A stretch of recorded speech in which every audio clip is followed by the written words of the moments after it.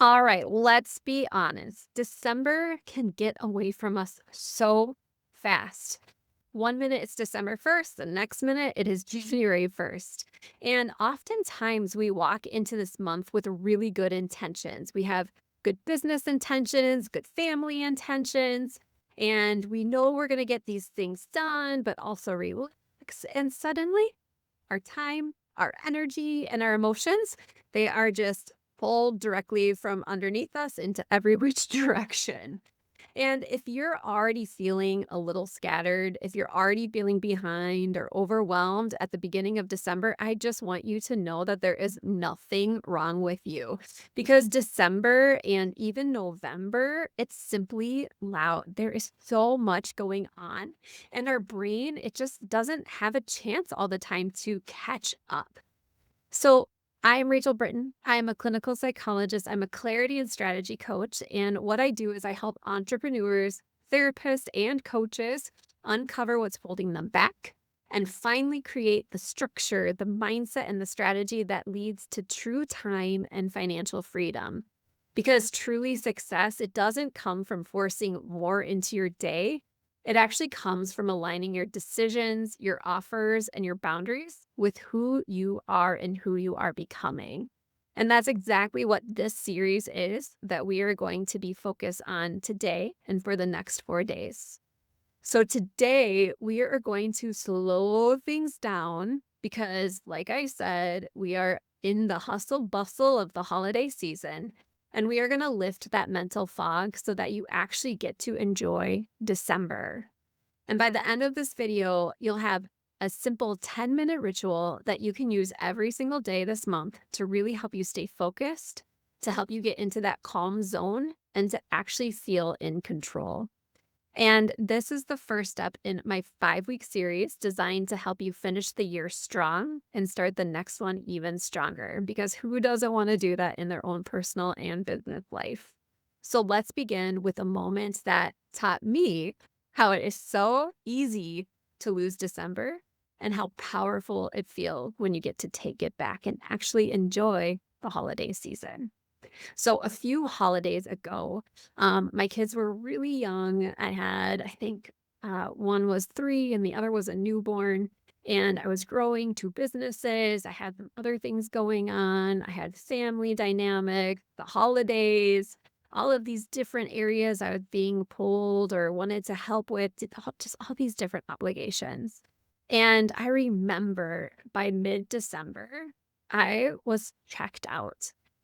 My businesses were still running because I had systems in place, but I was having the hardest time sending emails back, calling people back, even wanting to just share what I was doing or how I could help individuals because I just didn't have anything else to give. I didn't have energy. I was surviving.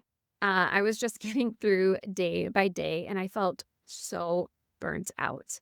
And in that moment, it just really hit me like I wasn't living, I wasn't enjoying the season. Sometimes there's ups and downs within holiday seasons. They're not all perfect, they're not all happy, but I was missing moments. I was missing moments with my family. I was missing moments in my business because when I was thinking about something, I was thinking about the next thing, and I couldn't actually enjoy what I was doing. I was so focused on just getting things done. And it wasn't helping me. And maybe you have had a December like that too, where you were doing a lot, but you were not feeling clear. You weren't feeling focused. You weren't feeling centered. And that moment that I had, that experience, it really taught me something important. December, it doesn't get easier. It's actually that I just had to get clearer. I had to get clear on what I wanted that month to be, what I wanted it to look like. And with that clarity, when I was clear on my objective, what I wanted from the season, it really helped me to start understand why the month get why in that month we can get really pulled off track because so many people are asking us to do things or we feel obligated. We have these goals in place, and sometimes what we really need to do is just to take a step back and really check in with, is what we're doing right now aligning with what our end goal is? So let's walk through this together. Now, before we fix the fog, We need to understand what creates it. So, again, December, it can feel really overwhelming. There's a lot of different things that come into play with this, and there's three things that can hit us all at once. The first one is our routine breaks. Our schedules change, kids have events, or we have work events, work slows down or it speeds up. Our usual rhythm, it just disappears in the holiday season. Um, you know, even changes with kids being home for the 2 weeks, it changes the routine that you have in place. And when our routine is thrown off, it makes us adjust and we actually put more energy in when our routine is off. The second thing is that the emotions get louder. We have more family expectations. We have past memories that may be impacting our emotions. We have pressure. Maybe we are comparing ourselves to other people. And even good things can feel really heavy, like the excitement of the holidays, the hustle and bustle of seeing family, if we really enjoy being with our family. Just emotions are more intense. And then the third thing that happens in December is our attention, it gets scattered. You're finishing one year and you're planning another at the same time. And it's really a lot for the brain to hold because a lot of times we feel that there is an ending. And so therefore there has to be this big shift into the new year. And yes, it can be a helpful transition, but it creates a lot more pressure, a lot more energy goes into that. So when these three things collide, your brain does what all brains do. It gets overloaded and it stops prioritizing. Everything feels equally urgent. And suddenly you can't tell what matters and what doesn't within what's going on in your month. And this is where a lot of people think that they're failing because they can't organize, they can't prioritize, they're getting stuck on something that felt easy a month ago. And it's not that you're failing, it's just that your system is overloaded, and that's because you're human. And that's what happens when we have those three things of our routine breaking down, emotions being louder, and our attention being scattered. So the question really becomes, how can we regain our focus even in a chaotic? And so what we're going to be looking at is this 10-minute clarity ritual. And this is a practice where that I created for myself and that I really feel is helpful to stay connected with a busy season. A lot of times people will be like 10 minutes. Oh no, I'm already really busy. But again, if we aren't scheduling things in, if we are getting off our routine, putting routine back in play can be really helpful. And it helps us really align with what we're trying to achieve. So this is a simple process. It's quick and it gives your brain a moment to reset. And that decreases the noise because when we have a moment to reset, we're stepping back into the here and now. So the ritual, what you do is the first 2 minutes, what you're looking at is what actually matters this week. So you're taking a look at the week, or day by day, what actually matters today. And by asking this question, again, it helps cut through the noise.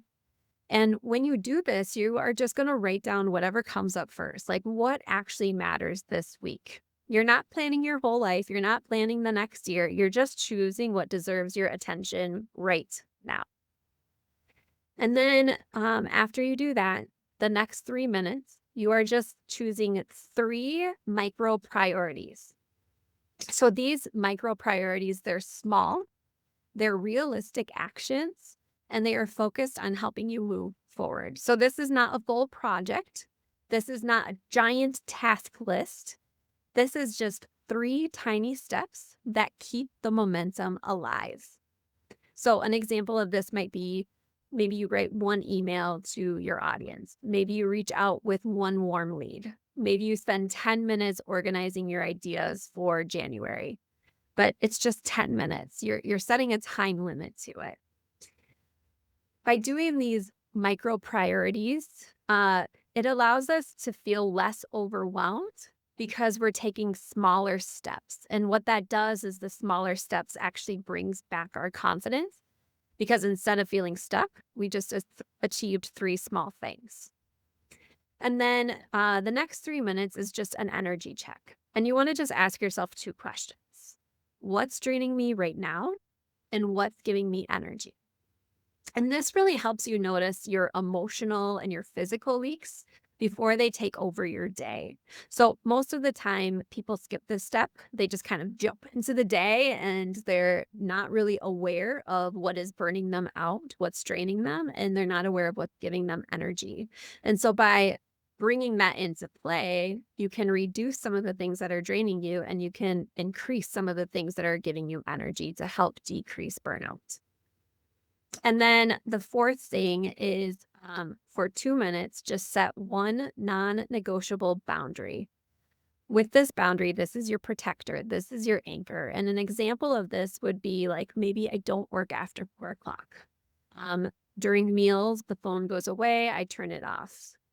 Maybe it is that you get 15 minutes of quiet time before you say yes to anything. It's just one boundary that you are committing to. And with this one boundary, it can actually save you hours of scattered energy. It really just helps you be focused in the moment and your brain gets to relax in that moment because you know you've set a boundary and you're sticking to it.